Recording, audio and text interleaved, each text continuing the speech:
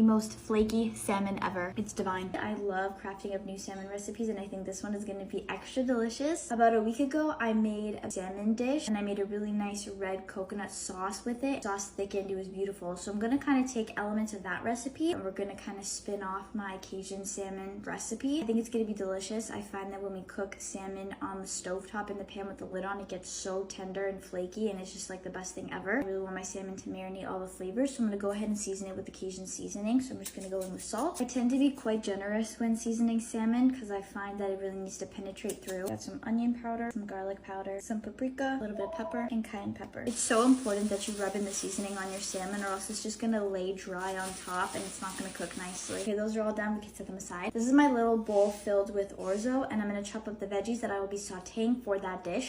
I'm gonna take about 2 small cloves of garlic. I'm gonna dice them up a little bit fine. Now I'm gonna take just over half an onion and dice that up. I'm gonna take about half a stalk of celery, slice it into strips, and then I'll dice that up as well.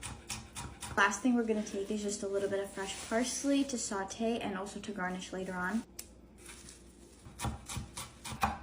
Start with a little bit of olive oil. Take all the onions and celery, saute these until they're slightly golden. I'm gonna toss in the garlic and just fry that until fragrant. I'm gonna add in all the parsley.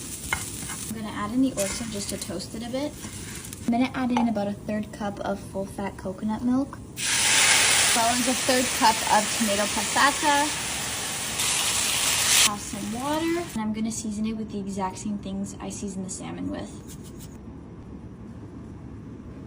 We're gonna cover this and let it cook for about 10 to 12 minutes. Okay, it's been 12 minutes. Pasta seems to be cooked all the way through. What I'm gonna do is add a little bit more water.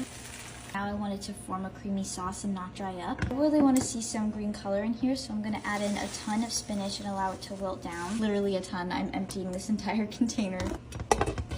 Now that the orzo has what I would consider the perfect consistency and the spinach has cooked down a little bit, I am going to squirt in a little bit of lemon juice because I think that freshness and citrus is going to brighten it up and add something special. You could also add lemon zest. It'd be very delicious. I'm going to gently place the salmon fillets right over top, and we're going to cook this on a low heat for about 20 minutes or until the salmon is cooked all the way through. A little bit of a location switch up, you guys. The salmon is done. Orzo and spinach is nice and creamy and juicy, and it's cooked to absolute perfection.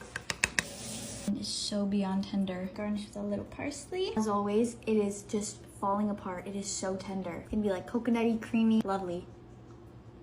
You wanna know why it's so good? The orzo is so good. It's so creamy. The spinach is nice and juicy. It's tender. Melts in your mouth.